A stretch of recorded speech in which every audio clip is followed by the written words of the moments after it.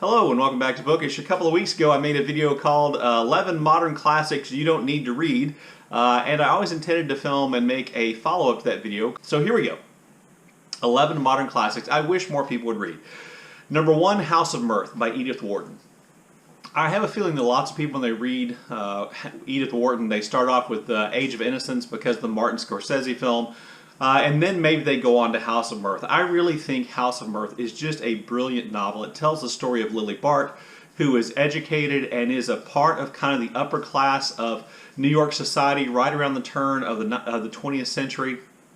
But she is struggling. She is, in fact, poor. Despite her education, despite her upbringing, she's poor and she's struggling to maintain her social position. And really her ability to maintain her social position depends completely on her ability to get married. But she's, been essentially of marriageable age for 10 years, and she hasn't gotten married yet. And so what we see here then is Wharton kind of showing us the cruelty of upper class society in the United States at that time through Lily Bart's struggles. The longer she waits, the harder it gets for her to get married. If she doesn't get married, she's going to actually become poor and not be a part of the upper level of society. And it really is an incredibly sad story. And I just think a really brilliant book. At number 2, I have Lighthouse by Virginia Woolf. I have a feeling this may be one of the least popular books that I have on my list, but I just think that this book is brilliant. Now, going in, you should know it is a difficult book. I don't think anybody would tell you that it's not a difficult or challenging book to read. It is definitely a book in which I believe Woolf, kind of caught up in the modernist kind of ideas of writing and kind of creating new ways of writing and new ways of telling stories. She kind of puts the art before the story, but I still think it's really compelling and I think it can be quite beautiful. It's told from multiple perspectives and we don't always get the perspective shift. It's told in stream of consciousness. There's, all kinds of things going on in the story which can make it confusing. There are all kinds of themes, what is art, what isn't, the relationship between people and nature, family relationships. But it tells the story of the Ramsey family on a vacation, kind of looking back on a vacation that took place 10 years before. I just think it's really brilliant. I wish more people would read it, in part maybe so more people would make videos about it and they would explain it better than I just did and I would understand it better. The same thing is true for the number 3 book on my list. That is Nightwood by Djuna Barnes. I have read Nightwood twice now. And I still can't tell you that I understand it perfectly, but the second time I read it, I felt like I had a better grasp on it. I'll tell you there's some beautiful writing and some beautiful scenes. It's really powerful things in the novel, but it is also a very modernist novel. There are strange characters who appear. It's hard to know what's real and what isn't real, but essentially, to me, the important or the best parts of Nightwood are the parts which involve Nora Flood's obsessive love for Hannah Vogt. And her kind of that relationship and how that relationship plays out. There's also a doctor, Matthew O'Connor, who dresses in drag and may or may not seduce people while dressed in drag. And he helps tell the story and he helps give depth and he also helps add confusion. I really think it's a pretty brilliant book, even though I don't understand it perfectly and I don't think it's in any way a perfect book. And again, if more of you read it and explained it, I would understand it better. The number 4 book on my list that I wish more people would read is The Fall by Albert Camus.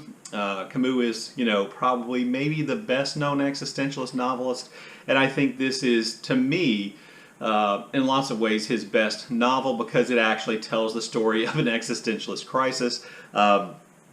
Our main character, whose last name is Clemence, he congratulates himself on doing the right thing, on being a good person.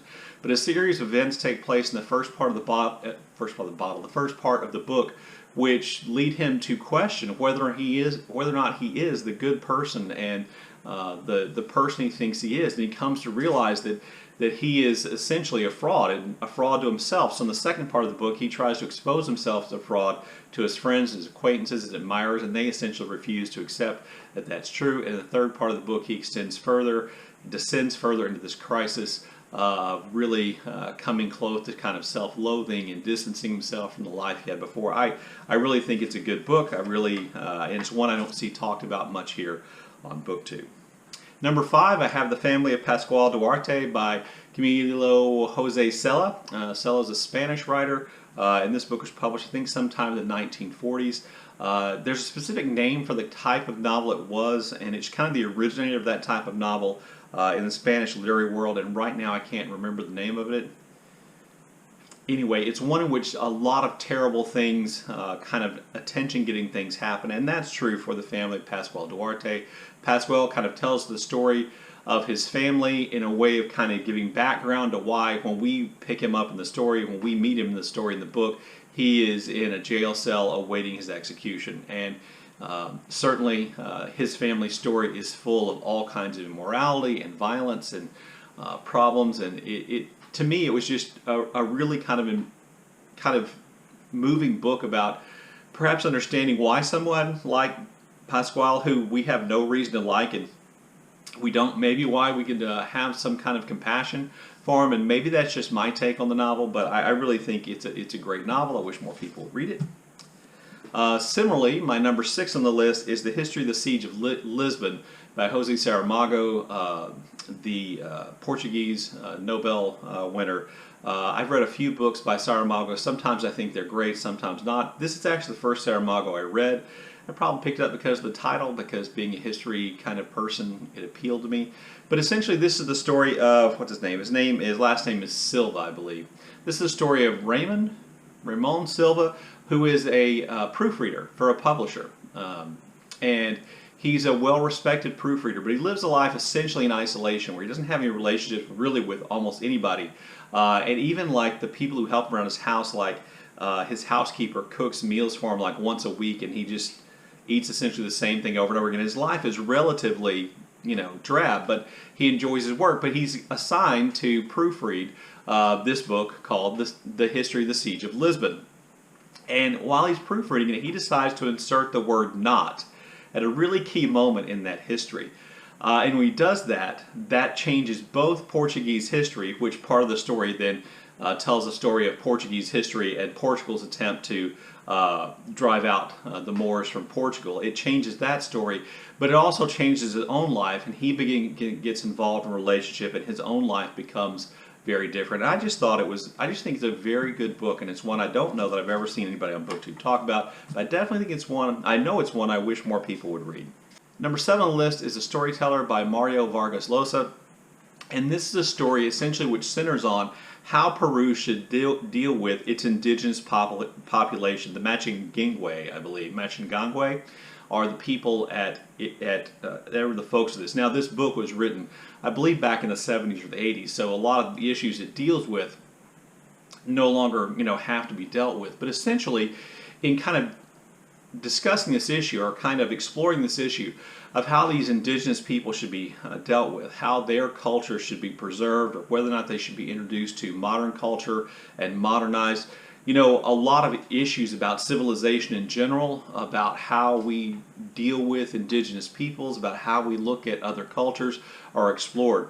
So there are two main characters. One of them is actually Llosa himself, who we see going to bars and museums and talking to people and having conversations related to this issue of how Peru deals with its indigenous populations.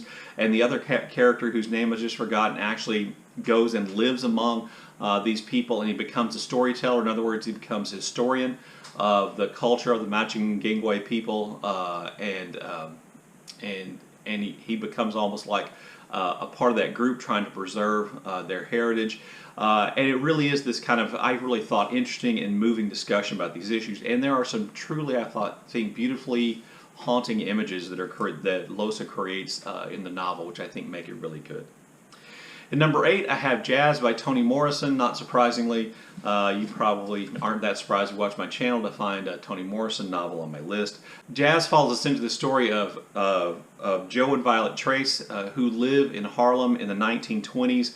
They migrated there essentially as a part of the Great Migration from rural Virginia and Maryland. And Joe is having an affair with a teenage girl. Tragedy ensues, and both Joe and Violet become kind of obsessed with the memory of this girl.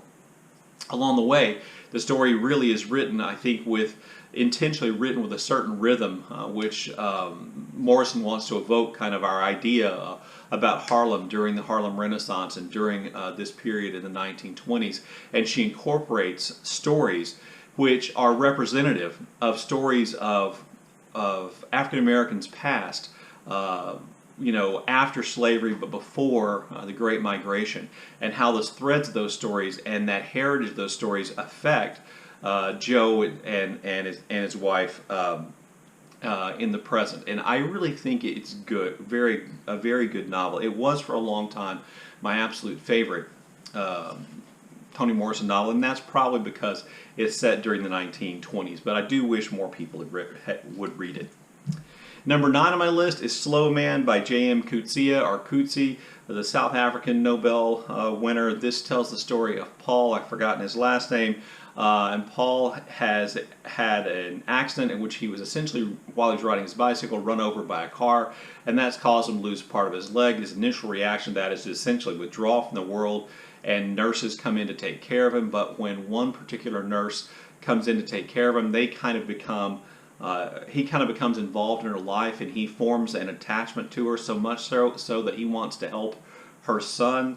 This raises suspicion with her husband and creates tension. And then, also in the novel, a famous novelist just kind of happens to show up in our main character's life. Her name is Elizabeth Costello, which would be the title of another book by Coetzee, and they kind of have this discussion which kind of calls into question maybe the relationship between, or makes us think about the relationship between writers and their characters, etc. I think it's a really, really good book. I know most people who read Coetzee read Disgrace, which I think is an incredibly powerful and good book, if a very uncomfortable book. But I really wish more people would read Slow Man as well. And number 10, I have A Bend in the River by V.S. Naipaul. Naipaul is an incredibly controversial author, and this book is controversial. Naipaul was, by all accounts, I think, a relatively unpleasant person oftentimes, and maybe that's just because he said whatever he thought without much of a filter.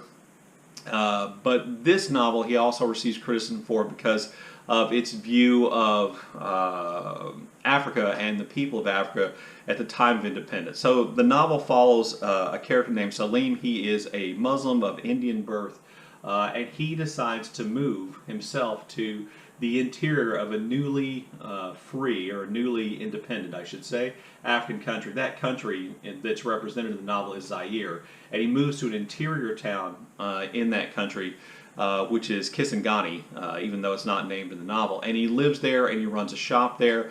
And because he is outside, because as a person of Indian descent and a Muslim, because he's outside of all the other groups in the area at that time, living in the city. Theoretically, at least, he's supposed to be able to see them, more objectively, or at least he believes he can see them more objectively. And so what really A Bend in the River talks about is it kind of talks about the ups and downs, and it kind of fictionalizes a lot of the problems that nations in Africa faced when they became independent. So there's, essentially a person who's known as the big man, who becomes like the dictator of this country. Obviously, he's based on Mobutu Sese Seko in Zaire, and the problems that causes and the effects that has on Salim. And eventually, Salim has to leave by going downriver to get out of this country. And a lot of people criticize this as being kind of another kind of colonialist view of Africa and of the African people, which I think those criticisms are fair. Sometimes it's compared to or it seems to be kind of intentionally maybe referencing or alluding to or trying to connect to at least the story in Joseph Conrad's Heart of Darkness. So the last novel on my list is not actually a modern novel in the strictest sense, because it's a postmodern novel, and that is This Is Not a Novel by David Markson. So this is my friend Mark Nash's one of his favorite writers and one of his favorite books. And even though his Phillies are currently beating my Astros in the World Series, I wanted to put this book on my list because I read it and I just thought it was great. And really what it is it is a collection of carefully curated and written and massaged kind of observations and quotes and historical facts that are kind of just one after the other. And, you know, as you read them, and when you first start reading, you think, well, these things are all just independent, strange facts. And then you begin to see that there are, I think, connections.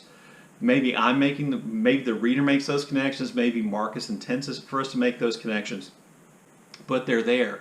And the only recurring character is a character known as Writer. And Writer is writing a book, and Writer wants to write, and so a lot of questions about why Writer wants to write a book and how Writer wants to write the book come up. And I really thought it was really great and pretty brilliant, and it's a really quick read, and I haven't seen many people talk about it, and I think it's a book that definitely deserves to be read. Anyway, there you go. There are my 11 modern classics that I wish more people would read. I look forward to your comments in the comment section below, and as always, thank you for watching.